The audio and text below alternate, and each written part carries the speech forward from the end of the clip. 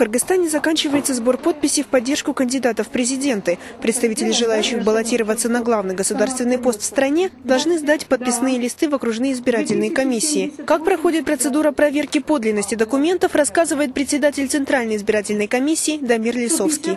Сбор подписей по всему региону. Сегодня последний день, активность это идет. И сегодня должны сдать в областях, не сюда, не в центр избирком, а в областях. 7 областных и 2 городских, Ошская и Бишкекская. Но сегодня уже один из кандидатов уже, похоже, что сдал списки в Центральную избирательную комиссию. Созданы рабочие группы из почерковедов, паспортных столов, правоохранительных органов.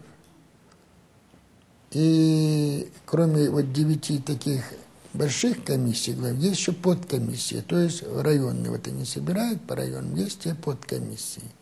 И совместно они проверяют. Проверяют выборочно, смотря от количества. Могут взять 10%, могут взять 30%, это по решению комиссии. Могут взять 5% проверить, но подход ко всем одинаков. Если комиссия решила проверить, допустим, будем говорить, 1%, я так относительно говорю, значит, ко всем кандидатам идет 1%. Окончательный список формируется не позже 17 июня. Окончательный список. Он будет раньше идти, будет регистрация, естественно, по ходу поступления списков, потом проверяются внесение избирательного залога, проверяется с этим использованием списка проверяются их фонды, избирательные фонды, как использование.